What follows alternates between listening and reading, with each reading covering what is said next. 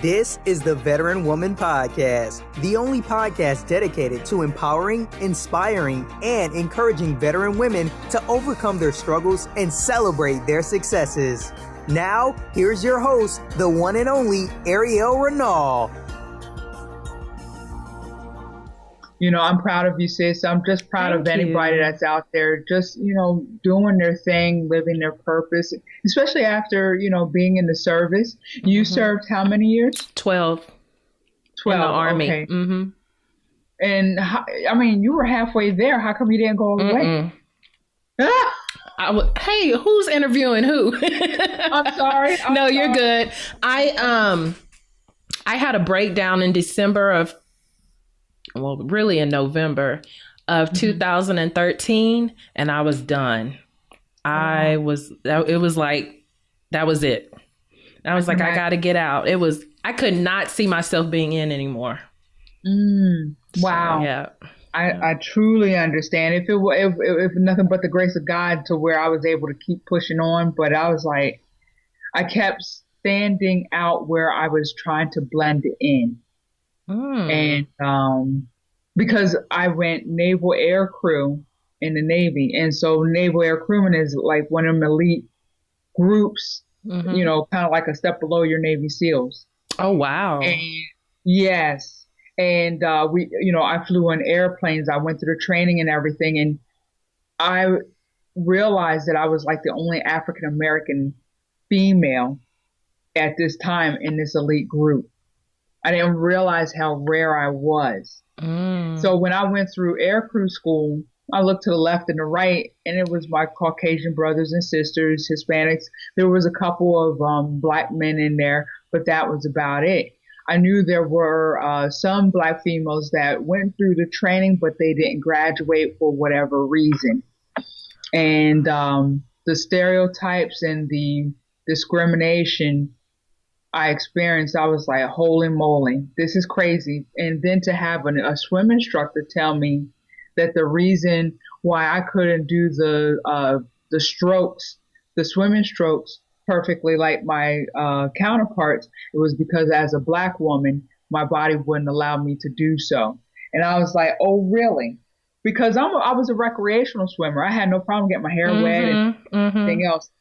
But I had to learn to do that the breaststroke and everything else the way they wanted it done. Right. And for another service member that was a swim instructor to say this, it caught me off guard, but I used his words as fuel.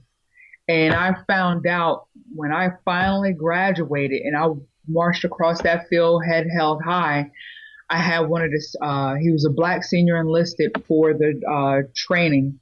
And he said, you are the first to get through this in 10 years. Wow. And I was like, record skip? What? Congratulations. I read some of that in your bio, but I didn't. Of course, it's one thing when you read a bio and it's one thing when you hear somebody tell the story.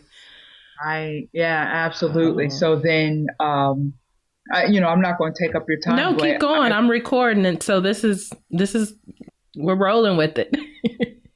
So when I reported to Oklahoma, my first Navy Air Squadron, and you figure, what are Navy squadrons doing in the middle of exactly. But yeah, there were 7.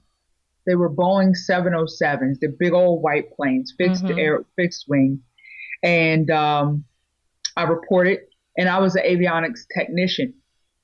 Naval Air Crew is a predominantly Caucasian elite group, and then avionics, where you're fixing electronics, radios, antennas, all the mission equipment, and flying in the airplane. Now that's male dominated.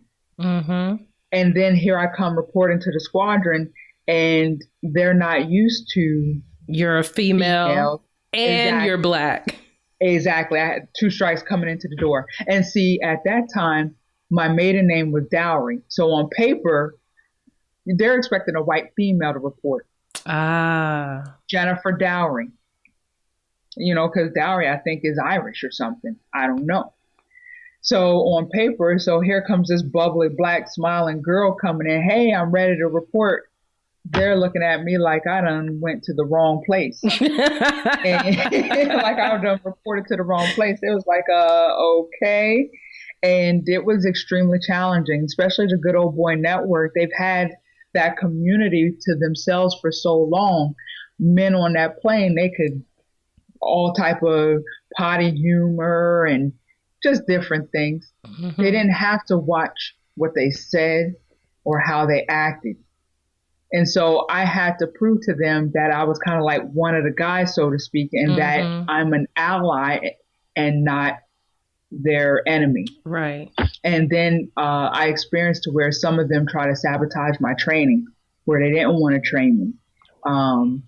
And then just kind of try to make up all different type of rules to where I would fail and end up going right back out to the fleet. So I only did 2 years at that squadron, and because I ended up seeing a chaplain, I was like, this is crazy. But see, I'm grateful that I had the common sense to act professional in the midst of adversity, because they were expecting me to be doing a chicken head and flying off the handle, but I handled it dignified, and I fought them with procedures and policies. There you go. I was like, and anytime you threaten, hey, do I need to do a semio report or go to equal opportunity with things, and knowing that I had all my ducks in a row that proved that they were doing wrong, then it was like, oh, okay, well, let's get her to another elite squadron. So I went to VP1 up in Brunswick, Maine. That's where I got orders to. And to get into this squadron, you got to know somebody that knows somebody. And then again, it was all Caucasian dominated. So again, here comes this bubbly black girl reporting to the AT, avionics technician, the shop. And hey, I'm Jennifer Dowry, I'm reporting. And they said, oh, welcome to the squadron. You want the admin office? Yes, sis. They try to point me to the admin office up on the top left. Wow. Yeah, they thought I was the paper pusher. So wow. I was like, no, I'm an AT. I'm reporting. And that another record skip. And I had to prove myself then again. And extremely challenging. But this one, because I was like, I didn't realize there was something that existed like racial fatigue. But by this time, I was getting tired of trying to prove that I belong. I even thought of suicide, because I passed the training. I worked my butt off, and we're supposed to be one fight, one team. What's going on? I didn't have to expect that I have to save my career dealing with the Good Old Boy Network again, because I had 2 strikes against me. Who cares that I had a great personality? Right. It's Jennifer, we've had this plane all to ourselves. And, and then, so there were some lonely times going on deployment where I was in the tent by myself, or maybe didn't get invited to certain things. Not all of it was bad. I had, some good deployments and things like that, but no one should ever have to try and bust down those stereotypes and discriminations. And I pleaded with God. I was like, why am I the first? So in 3 different Navy squadrons, I was the first. I was the first African-American Naval Air Crewman in the enlisted ranks, first African-American Naval Air Crewman, period, for a squadron. And then for my last Navy squadron, I was the first female in-flight technician for the squadron. Wow. Breaking barriers. Yeah, exactly. And I was like, so that's when I made when I said to you, I was trying to fit in where I stood out. And it took me to some dark places to where, again, I was fighting with policies and procedures and equal opportunity to say, hey, what y'all are doing is wrong. And what time frame was this? From 96 to 2000.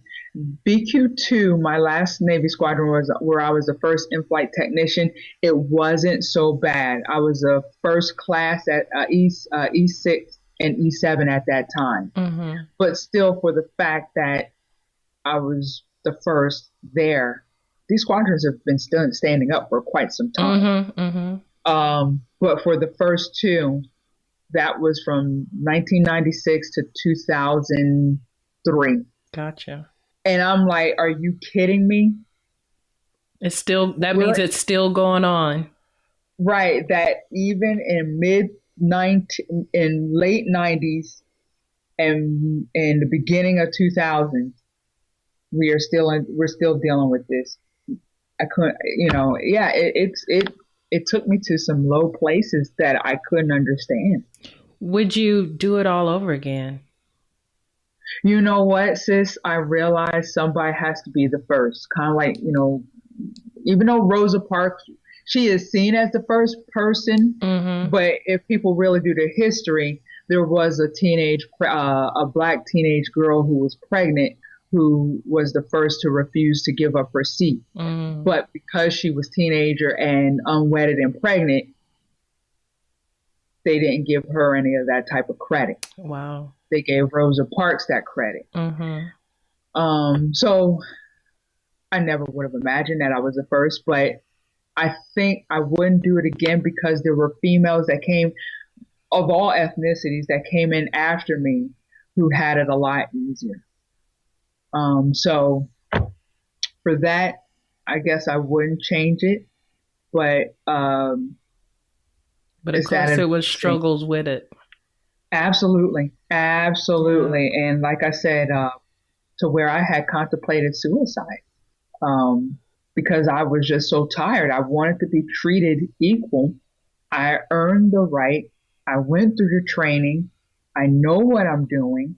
And then what's so funny is in my last squadron, as an in-flight technician, I was training young men. I was training the guys. Mm-hmm. They were going on deployments with me, and I was teaching them what they needed to know in order to get qualified. So it's just amazing how things have progressed.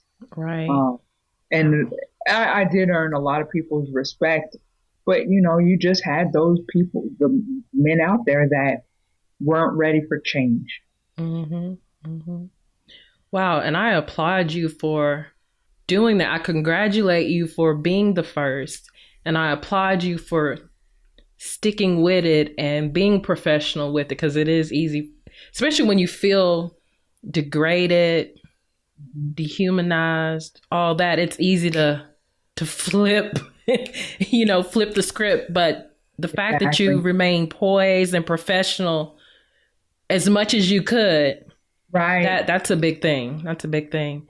Exactly. And during this, I was in 3 wars: Kosovo, Afghanistan, and Iraq, flying combat missions. Wow. And also, I was in an abusive relationship.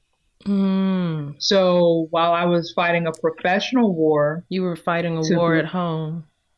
Amen. So you didn't have any escape, because usually if home is rough and you got it good at work, your work is your scapegoat. If it's bad at work, your home is your scapegoat. So yeah. And I wore that mask very well, because really not a lot of people. I immersed myself in my job, and the abusive relationship, it was something so gradual. I didn't even realize what I was in. And maybe because I was so focused in trying to save my job, mm-hmm. that I held on to the babies I'm sorry's and things like that. Yeah, I was fighting a war on 2 fronts, trying to fit in and hold on to my position and prove that I belonged. And at the same time, slowly losing Jennifer of how in the world did I get to this point? And that's what I want to share on your podcast through this interview, is that it's happening in our armed forces. We take that baggage of low self-esteem that we get from while we're a civilian prior to going in. And that baggage comes with us like a seat bag, so we got our uniform in one seat bag, and then we have our low self-esteem or whatever we experience in another bag. And especially if you're a woman, you are just loaded down. Mm-hmm. But when you're in a male-dominated industry like the military, you can't let that other bag truly show, even though it creeps out in other ways. Right. Promiscuity, horrible relationship choices. And I believe even the fact that I couldn't truly concentrate on the training that I was going through and the advancement, taking me a while to get advanced through the ranks. So when you were in these situations, because sometimes I'll go to a place and up until maybe the last year, I've always been in a predominantly Caucasian atmosphere. Mm-hmm. And I'll go to a place and not even think about it until somebody brings something up to me and I'm like, oh, I am the different one in the room. But it's like nothing to me because I'm on the same level. I'm not going to even say I feel I'm on the same level. I am on the same level, intellectually, everything. So when you were in those situations, when did you realize, oh, I'm the only Black person here? Oh. When I walked through the door. Because they walked through the door, threw it on you so much. Yeah, exactly. It's like all eyes are on Jennifer. And I'm looking around the shop and I'm expecting other females to be working or what have you, and there wasn't. My first interaction with another female avionics technician, but she wasn't air crew, she was ground. And she was senior than me, and that was when I was stationed up in Maine. And I contribute to her, God using her to save my life, because there was a point to where I was thinking, how do I end it? Do I hang, cut, pills, whatever. Right. And I came in, it was shift change, and my smile was just completely gone. Because, I'm a clown and I like to have fun. And I was able to confide in her, and I pulled her aside in the back of the shop and told her what I was thinking. And she dropped everything right then and there. And she took me over to Fleet and Family Service Center or Support Center.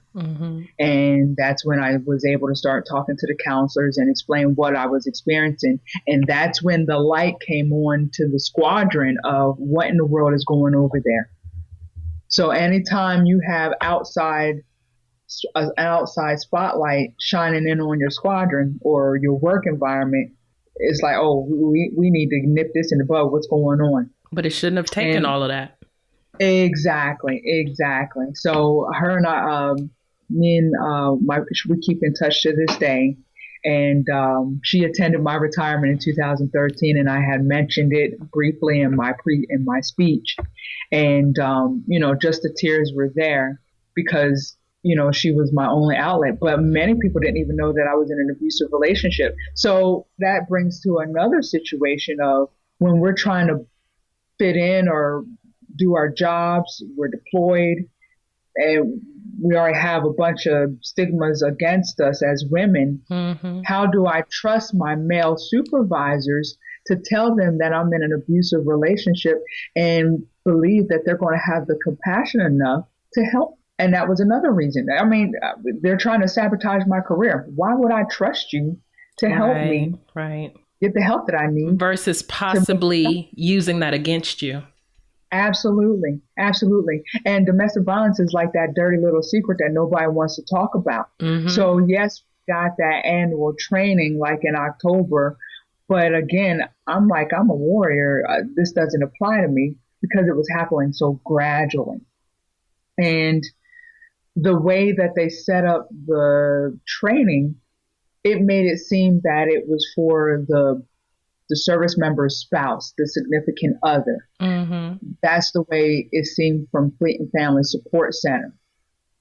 So a lot of people ask me, well, how come you didn't call the cops, or how come you didn't go, and there's resources out there? I didn't think it applied to me. We only have maybe 20, 30 minutes for a lunch break. If that, you have to tell and I understand you have to let everybody know where you're at. So if I want to go to Fleet and Family Support Center, I got to divulge all this type of information. And I'm still trying to figure it out. What am I in? I just know this doesn't feel good. So part of my speech, and I never would have imagined, sis, that domestic violence would be my number one sought after topic to where I travel around the country. But I tell people that I was better prepared to be a prisoner of war than I was to deal with domestic violence. And when you think, let that sink in, that's a very profound statement. I was better prepared to be a prisoner of war based on my Naval Air Crew training. Because in my training, flying in those airplanes, if my plane goes down behind enemy lines, I know how to try and get to a safe house because I have my some type of chit where it's in different languages, Arabic or what have you. And you just give it to the person and, try and point you to a safe house. I know how to survive off the land. I know how to evade. And I know how to code tap. And I even could tell you, like if I'm in a cell next to another prisoner of war, the code tapping. I also, if a propaganda video the enemy was trying to use me as a propaganda video against the U.S., I know how to touch, just by my fingers, how to touch my face or, what have you. I knew all that. But you couldn't. I couldn't identify. And no fault of your own. I'm not going to say it's a fault of your own, but you were prepared. Like you said, you could do all the signals, protect yourself, know where to go. But when you got home in that abusive relationship, you didn't know how to signal somebody. You didn't know where to go. You didn't know who to trust. Exactly. Better prepared to be a prisoner of war than to deal with domestic violence because, again, it's like a dirty little secret because it comes in so many forms. Yes. And in my mind, as a young girl, seeing family members and people that were neighbors fussing and fighting, I'm thinking it's just physical. But I experienced economical. I experienced the verbal, emotional, mental. So, was he in the military as well? He was. He was a rank above me. Yeah. I when we started dating, I was an E5 and he was an E6. And then when things really came to a head and really got bad, he was an E7. So I let people know it's happening within your senior ranks. Officers enlisted. No color, creed, race, religion, ethnicity. Absolutely. It doesn't matter. No class. It does not matter. Exactly. I didn't realize until after I wrote my book or while I was writing my book, Tomorrow My Sunshine Will Come, Memoirs of Women Who Survived Domestic Violence. It started out as a book just of me, but then I was like, you know what? The more I was telling people that I was writing this book, I got a lot of Me Too's. And it was the Me Too's were from women that I knew and served along or what have you. Now, there's 6 stories. 5 of the 6, we were enlisted or officer in the military. And I didn't plan on the memoirs to be that way, but for 21 years, that's kind of like a lot of what I knew. And those women were willing to come forward and share their story. So I wrote and published this book. Many of the women, they were telling their story for the very first time, and it allowed them to start start healing because they hid it for so long. Yeah. And God can't heal what you conceal. So, and so I'll go with your interview process as we go along, but this is perfect. This is really, I don't. Yes, it is perfect. No, I go with the flow and I love it. What you're talking about, I'm like, all I gotta do is just be quiet and listen. Exactly. I never would have imagined that something that, out of all the stories, now one of the stories is my best friend, but that is the common theme is low self-esteem. And where do you get that? Whether I was bullied in high school. And I'll expound out on that a little bit.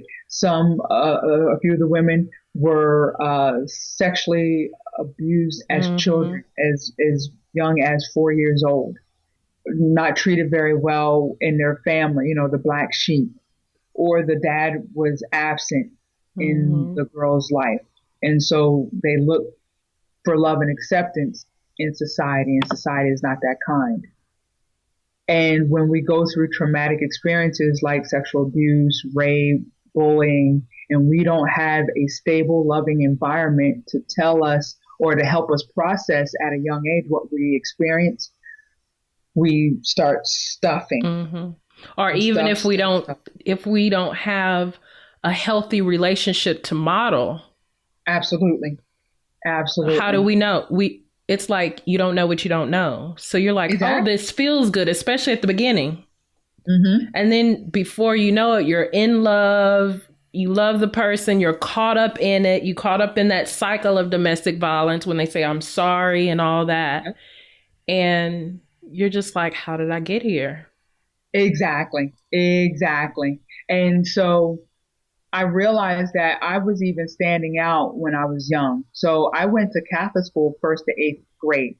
From 1st to 4th grade, it was a very diverse inner city Catholic school. When I went to 5th to 8th, it was predominantly Caucasian. But growing up dark skinned in the 80s and 70s, that wasn't considered attractive. So it was common, unfortunately, for other ethnicities to point out my dark skin, wide nose, thick lips, kinky hair. But when I was in high school, and of course that's the age and the time frame where you're really wanting to be accepted by the opposite sex or what have you. And I had 3 African American boys point out those very features that I had started to feel awkward about. And I couldn't understand why I became the subject of their disdain. And I remember that I'm like, I have features just like them. They got thick lips and everything else. I could look like their mom.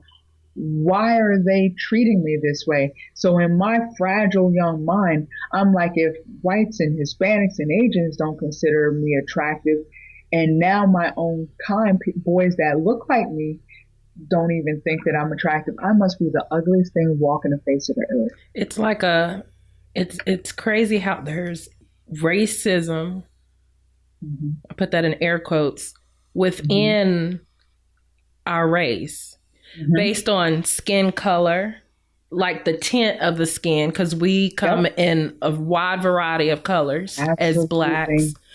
And then even depending on where you're from, because you have like Black Latinos, you have Blacks from the Caribbeans, then you have Africans, all that. And then that's disdain in some sort. And then even how you act. I remember growing up in high school, because I spoke properly. Yep. Because I acted like I had some sense. I would get that, oh, you're trying to be white. What does that mean? Because I can say a complete sentence properly? Thank you. Because I'm intelligent and I'm able to make good grades and I don't want to hang out at the clubs or whatever. What does that mean? And also on the flip side, so what are you saying about the race? If I'm trying to be white because I speak properly, at the same time you're saying Black people don't speak properly. Black people, so you're downing. It's like you're downing yourself. Yep. But they don't see it that way.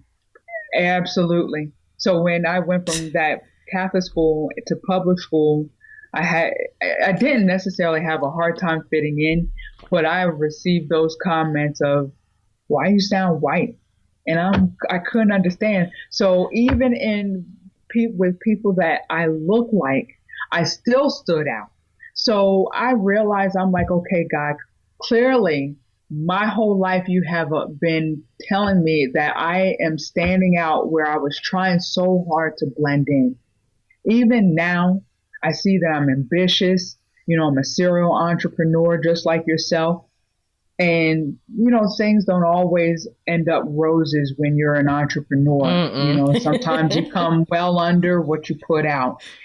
And I tell my husband many times, why did God make me so ambitious? I don't get it. Why did he make me with such a passion to be of service and to just get out there and to do. And that's all you know. And because I'm the same way. And I don't know how not to be ambitious. Because if I meet somebody that's not ambitious, I'm like, how do you do that? How do you live like that? Right. It's foreign to me. I was like, you're wasting breath. You're wasting time. You've got a purpose. Yes. What are you doing? Yes. Oh, sis, mirror. Yes, absolutely. So, to have all of that. So the promiscuity. So with the bullying, I was looking for love and acceptance as I grew up in the wrong places. And with that, the boys, they were trying to get their sexual desires met, where I was looking for that, oh girl, you so fine, look at your body, the butt and this and that. And I was like, oh my God, I love it. I wanted so much to feel that I was beautiful, and they were just running game, but I was so naive and green, I didn't realize it. And maybe even if I understood it, I was ignoring it because I had that satisfaction of having some type of somebody attention. want you and attention. Exactly. So when people wonder, how does someone find themselves in an abusive relationship? It's not like we just wake up one morning and say, you know what? I'm feeling kind of courageous and strong today. I feel like getting hit today. Yeah, it doesn't happen that way. And your abuser, they don't walk around with a blinking neon sign over their head saying, hey, I just whipped up on my last 5 girlfriends. You're going to be number 6. How about that date? Want to go to the movies and watch Sleeping with the Enemy? It doesn't happen that way. So I put a little bit of humor when I give my presentation, but because I get that question so often, and to let people know that it's either something that you grow up witnessing in your household because men get abused as well, but in most cases, the statistics, where you see daddy hitting on mommy, but mommy stays after, with the bloody lips, the black eyes, when dad brings some roses home, or he says he's sorry and he tells the kids to go out and play. Now, I didn't wake up with this. There was a lot of dysfunction in my household, but I didn't witness it at that young age. Right. But any of the people that I talked with and interviewed on my show, that was the scenario. Kids, you go on and play, and then mommy and daddy, they go upstairs and have makeup sex. So with children, they grow up to believe that this is normal, that men are supposed to hit you, degrade you, call you out your name, spend all your money, if you have any, isolate you from your friends, and, the relationship continues. But how that's glamorized is the man controls the money because he's the head of the household. You don't have friends because you're so close and friendly and love each other so much.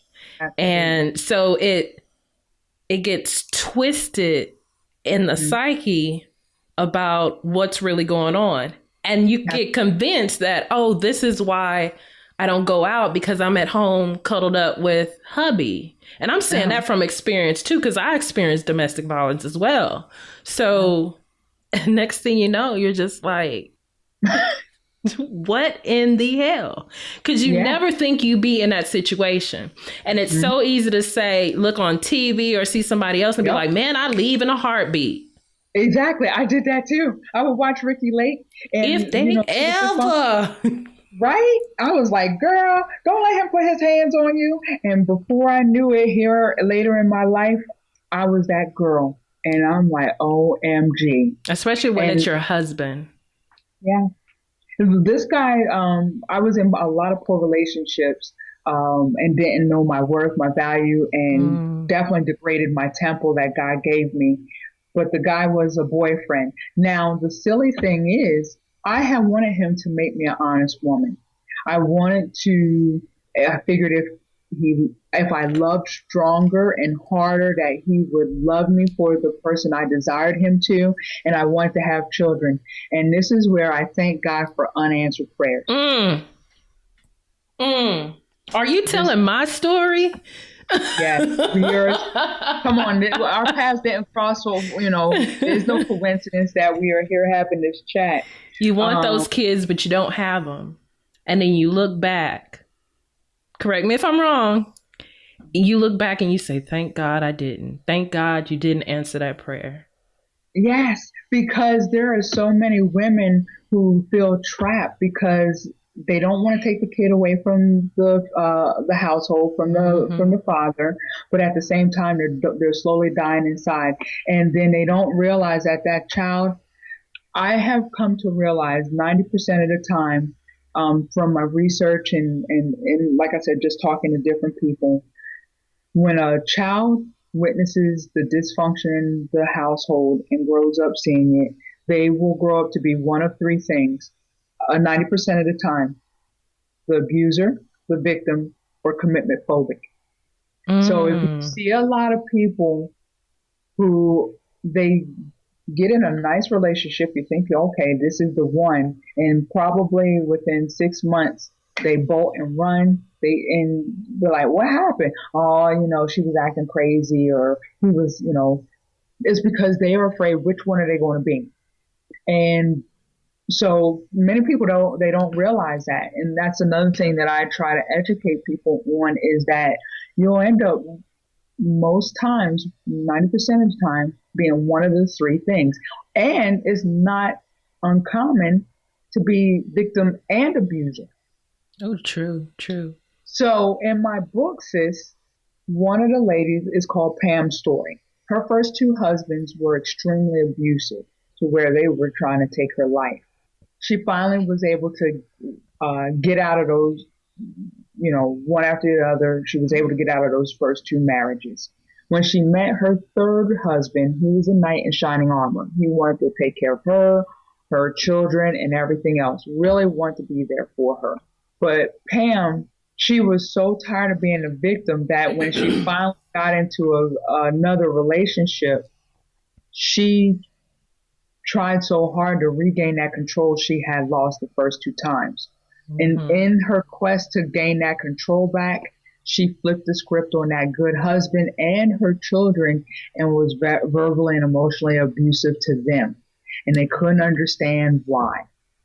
And this is why it's so important for us to have these conversations. And I applaud you for allowing me again to come on here to bring some insight, is that when we are the significant other and we understand that the other, our spouse or whoever, has experienced domestic violence, we need counseling too, or we need to educate ourselves because they are still in a fragile state, or they can go from one extreme to the other.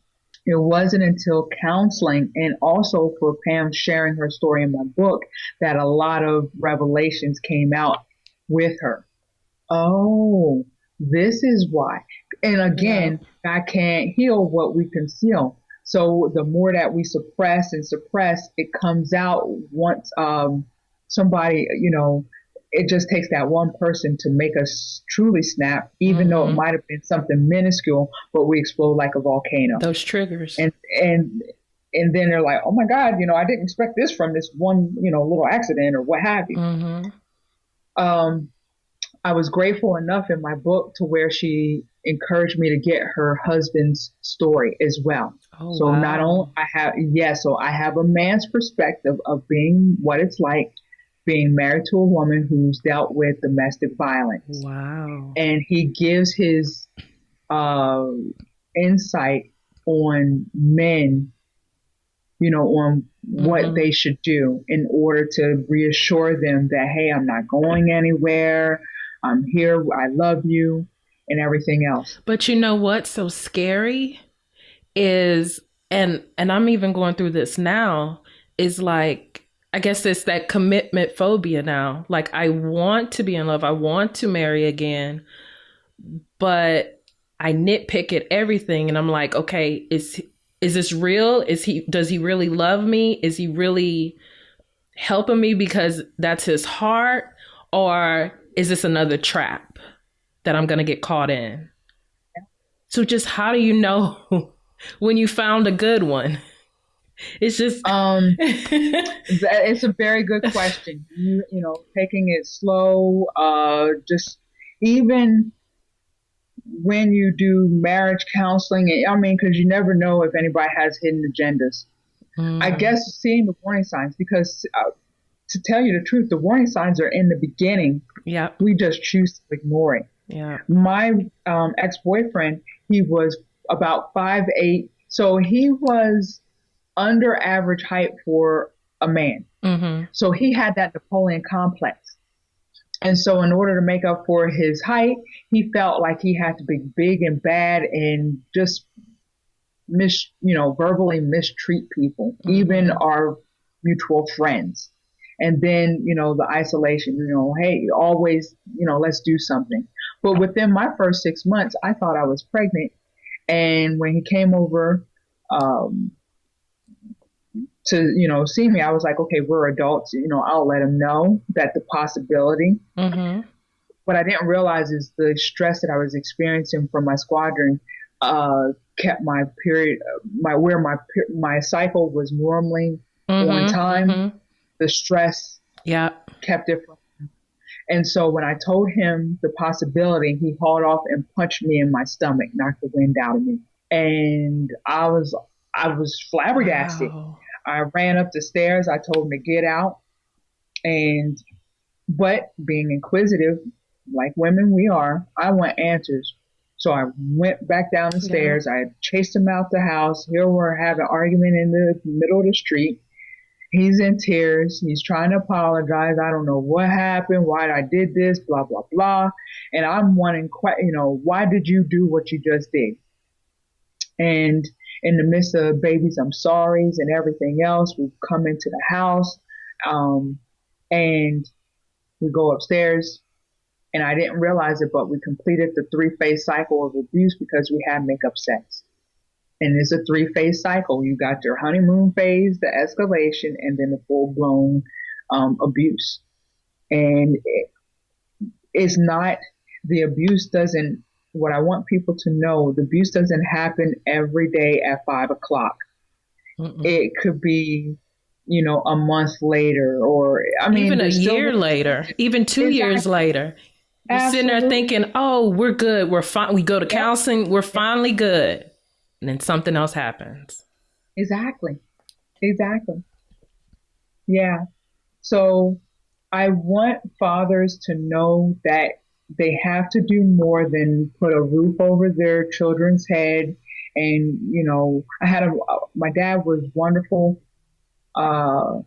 with the knowledge that he had, but he was in a generational curse as well. And that kind of passed down to me. Papa was a Rolling Stone. He did not know how to nurture me mentally and emotionally. And that's what young girls need by the first man that's in their life, normally, hopefully, the biological father. When they don't get that nurturing mentally and emotionally, they look elsewhere for it. And that's where the promiscuity and different things like that come into play. And the same goes for our young boys. I tell moms, you have to set that example. You have to, as far as that respect and opening doors and talking, how to treat people, all that stems from you. We have a job to do more than just putting food in their bellies and a roof over their head. You have to, because again, boys get abused as well. They get caught in the trap of abusive teen dating and everything. So if mom isn't taking her son on dates to the movies, or, just spending that time really getting in their brain, they fall victim to it as well. Women are very conniving and deceitful, as you know. And so I really feel sorry for the men that get abused, because what they're told is, well, who's going to believe you? Go ahead and tell the cops, you're bigger than me. But see, we teach her, and I have a 6-year-old son. So we teach our boys, don't you put your hand on a girl. You treat them with respect and this and that, but we don't teach them limitations, boundaries. And if somebody don't want anything to do with you, you walk away and you keep it pushing. Yeah. So women, conniving women, they take these wonderful characteristics that we teach our boys. Our boys grow up with this mentality. I love respect and I treat women with all of these great things. Mm-hmm. And then the women, they just take it out of proportion and misuse those wonderful characteristics that we teach our young boys. Mm-hmm. And push them, black eye, beat them down, take their money. Just the same thing that us women go through. Mm-hmm. But with them, how can I open up and admit that I got this woman beating me down? Yep. Abusing me, taking my money. And then I'm behind my bills. So, the economical, abuse and everything else. Mm-hmm. And then I feel sorry for the LGBT community. Oh, yes. And that's one of the things that I've been hired by 3 military bases. And I am still trying to get out there to different military bases to share the story. Mm-hmm. There's enough death by PowerPoint from an educational point of view. Yes, sometimes it is. Be that rugged, raw. I wore the uniform. Mm-hmm. This is what I experienced. Because the military leaders, they're missing so much. Mm-hmm. But now that the LGBT community can really come out in the military, how does a man come to his leadership and saying, I'm being abused by another man? Or woman, my girlfriend just busted out my windows and now I'm because I slapped her or something. Now I'm going to jail as well. Cause then you also worry about, well, that's what you get for being homosexual or gay anyway. I mean, cause it's like stuff stacked on top of each other. Absolutely. Instead of just looking at the situation, it's a domestic violence incident. Mm-hmm. People throw little, well, that's why, or, well, you shouldn't be in this or whatever. And then it's hard for people to share. It's hard for people to open up and ask for that help. Mm-hmm. Wow. But yeah, we definitely got to continue having conversations like this. And like you said, raw, just raw. And stop worrying about if we say the wrong thing or what, because there's somebody out there who needs to know that rawness, who needs to see that transparency to say, okay, I'm going through that. I'm going through that now. How did you work through it? Exactly. Yeah. I got tired of crying in my pillow. Mary J. Blige pulled me through a lot of nights. I love Mary J. Blige, and I'm grateful I actually had a chance to meet her. But crying my pillow, and it came to a point. I was as he was sleeping soundly next to me, I was thinking about putting a pillow over his face, and I'm crying, and I know he could hear it, and I'm like, how could you just lay there and not even say, baby, what's wrong? And I was starting to still feel resentful. And it's not until somebody gets to their sick and tired of being sick and tired point to where they start making that change. We had still 6 months on our lease, and I didn't want to lose that deposit. But I knew that I could not continue to deal with the craziness. I prayed about it. God, it was like like a light bulb came over my head. And he just kind of basically told me everything that I needed to do. I went to the management office, explained what I was doing. The ladies got off of their butts and out of their chairs, and they showed me a property that was vacant and ready to move in. And the rent was $700. They said, for you, we'll push it down to $600, and we'll let you transfer the deposit over. But it was, like I said, I had to get to my sick and tired. It takes a victim 6 to 7 times to try and leave an abusive situation before they're truly successful. And even then, they might have to deal with the stalking, the harassing, and everything else. The ex-boyfriend, he even tried to proposed to me with no ring. And I was like, if you were willing to treat me like this as a girlfriend, what would it be like as a wife? Yeah. And worse. So, absolutely. Worse, because by then you're locked in. Absolutely. Absolutely. So thank God for unanswered prayers, and just grateful to be alive. But then came the hard part of healing.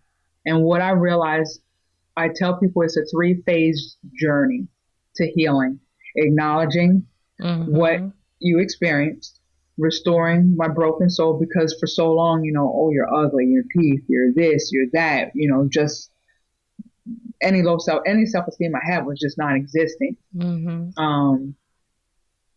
And so restoring my broken soul, I had to do affirmations, in the mirror. Jennifer, you are beautiful. Jennifer, you are amazing. Jennifer, you are worthy of love. Jennifer, you are fearfully and wonderfully made. And then the hardest part was forgiving. And that took some time. And you have to forgive yourself as well as the other person. But we forget to forgive ourselves. Yes. And once I asked God if he, to help me forgive myself and to forgive, because I held resentment towards my parents. So when I was writing my book, a lot of emotions were coming out.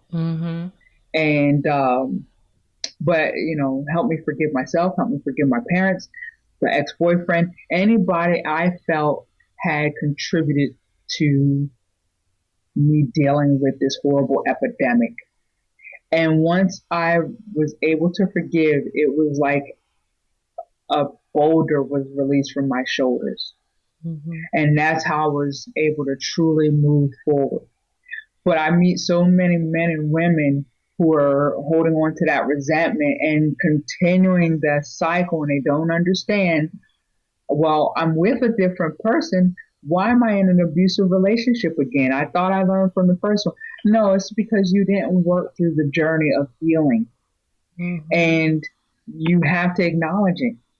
When you think, oh, I got this covered, I'm not going to let this happen again. It doesn't work like that. Right. And abuse, like you said earlier, abuse is not always just physical. So you may be in a physically abusive relationship, and then you get out of that, and then you start experiencing another type of abuse, but you're like, oh, well, at least he doesn't hit me. But you're still not happy. You're still being abused. It's just a different type. And you're constantly like, well, at least it's not this, and making those excuses.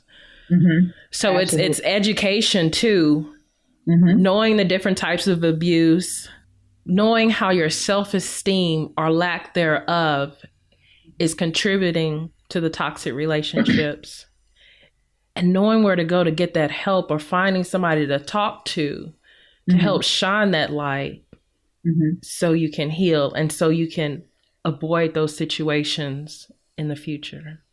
Absolutely. Just spot on. And until we do that, we will continue to deal with this horrible nightmare, this epidemic, where 1 in 4 women and 1 in 7 men will be in a severe abusive relationship in their lifetime. So what I tell military leaders, when they do quarters, when they do uniform inspections, and they look out to the sea of service members they have in their command, and they go every 4th woman and every 7th man, those are the numbers of men and women in their, subordinate peers, what have you, who are dealing with it or have dealt with it or will deal with it. And when they don't have that dialogue, they have to have it more than once a year, it will continue. So they will have that 2 a.m. out of the blue phone call. Hey, you have to bail a service member out of jail, or worse yet, identify a body out of the morgue or at the hospital. And then they have now the hard part of explaining to the family member what happened, because our families entrust the military to take care of us and to do right by us. But we as leaders, if we are not having that open dialogue or open forum to come into my office to say, it's okay, Mm-hmm. So, you're safe here, and we can get you help. Mm-hmm. Be approachable. And be genuine. And be proactive with. And be genuine. Yes, be genuine, approachable, and proactive. Mm-hmm. There is nothing worse than a reactive leadership. And know your subordinates, know your followers, know your people. Because if you see a change, instead of trying to chastise them, find out why it's that change. Exactly. Because it's something underlying. Either they're getting abused at home, or it's something at work, or they're drinking their problems away. It's something. So find out what's going on before you chastise that person. I remember with my soldiers, if they were late for formation, I wouldn't call them like, where the hell are you? I would say, hey, you missed formation.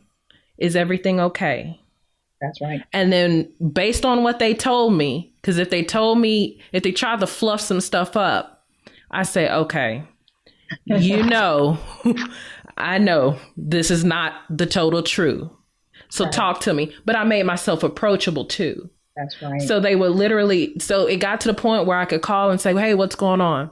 It's like, man, I had a bad night. I had a fight or whatever. Okay. Be there at 9:00 and we'll talk some more. That's right. Because, with guys, when it comes in work with these black eyes and things like that, it was a bar fight. Mm-hmm. But really?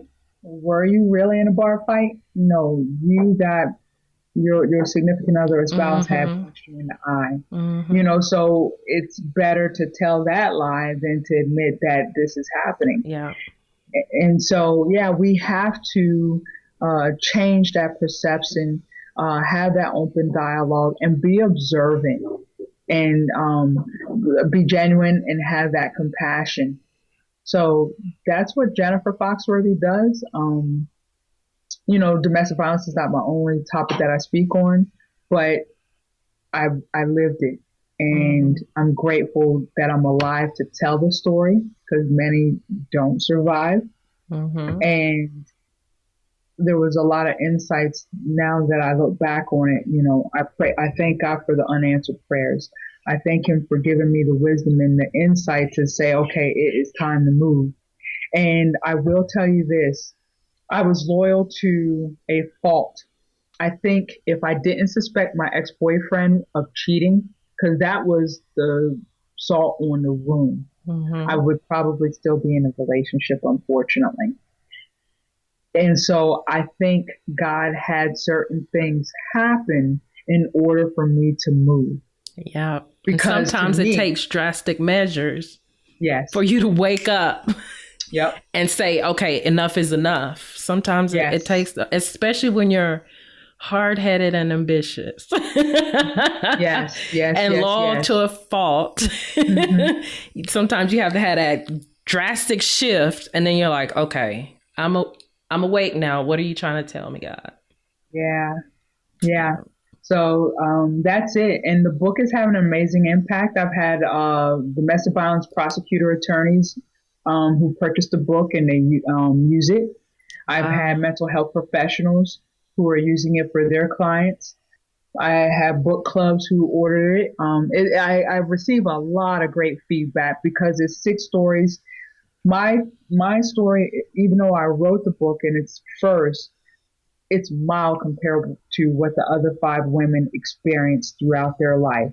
And again, all while they were serving in the military, except for one story. My best friend, she's a civilian. It's another resource to let people know that they're not alone. And what's the title of the book again?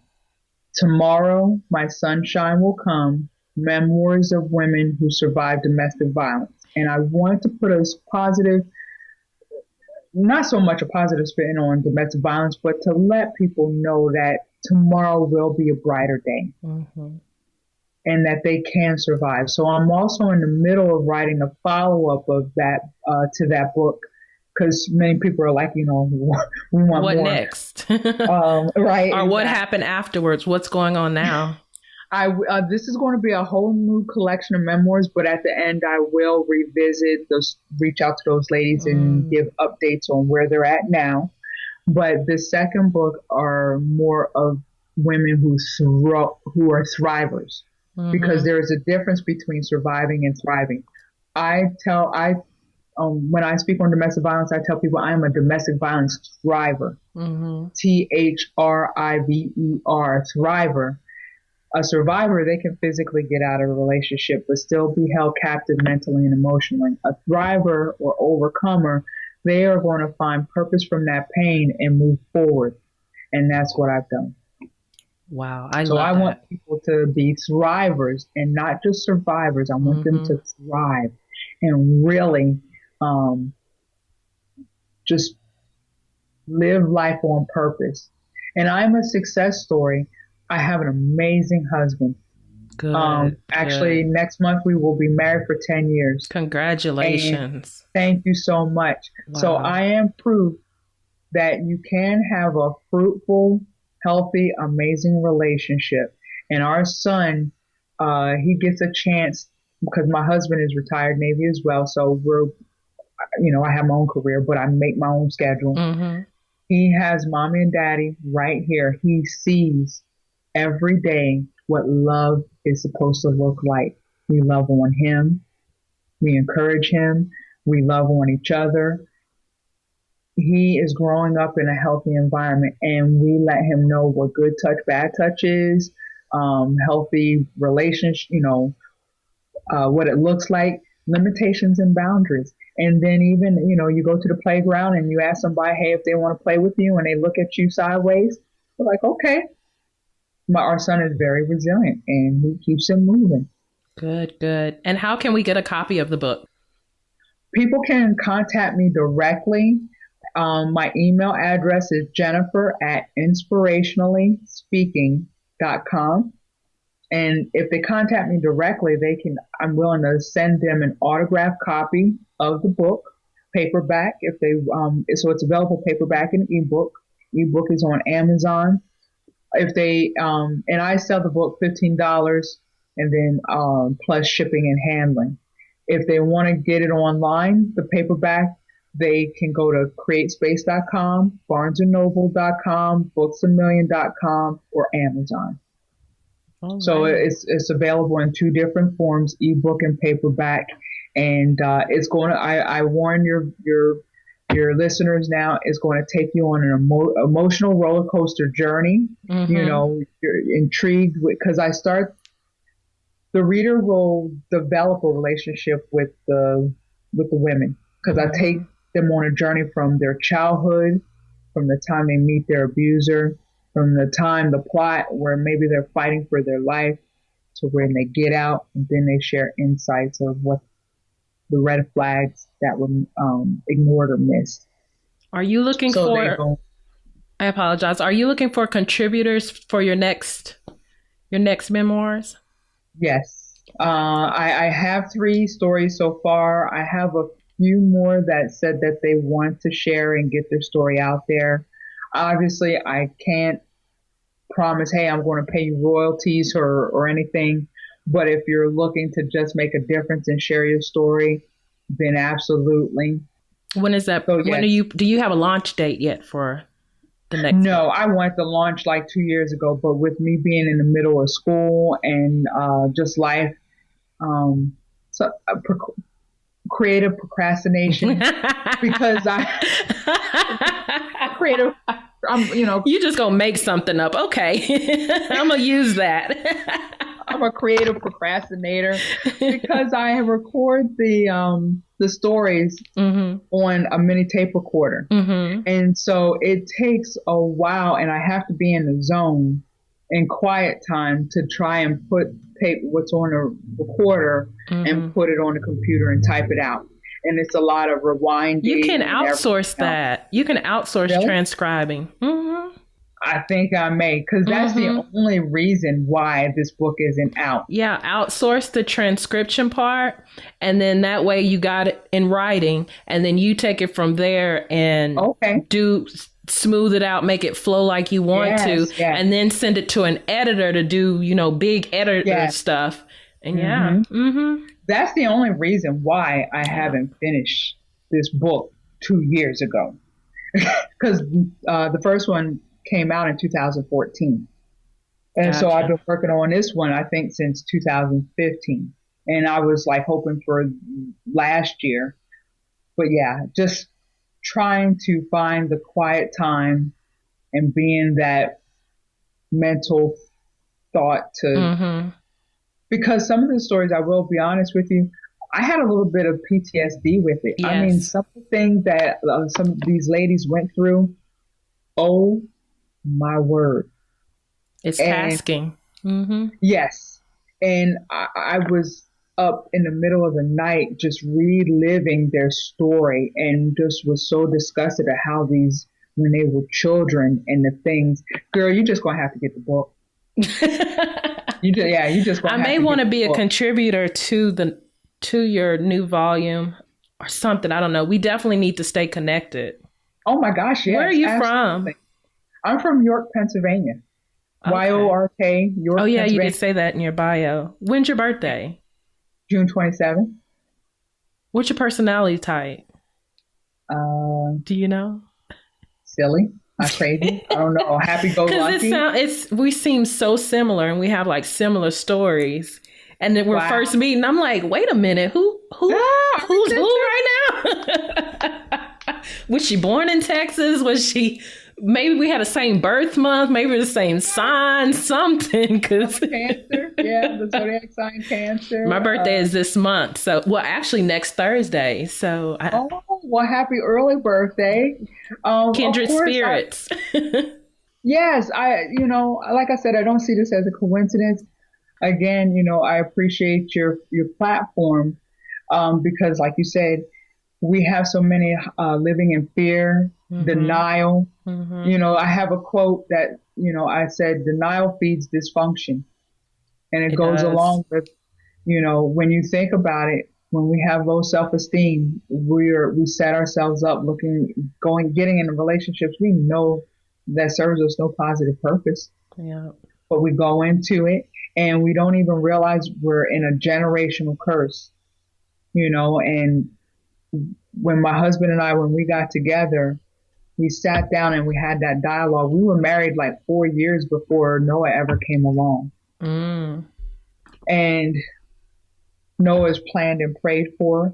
And my husband, he knew what I had dealt with and my past and just everything. And I knew what he had experienced. And we said, okay, we're not going to do no good cop, bad cop, because we know that children, they divide and conquer.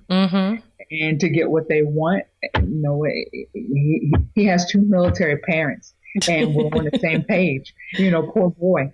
He can't run a whole lot of game against us. So, but like I said, we had that conversation, and it's important for your listeners, it's important for society to know, because of the statistics, the possibility of ending up in love with someone who has experienced the abuse is very likely. But how do you navigate that relationship to where it doesn't end horribly?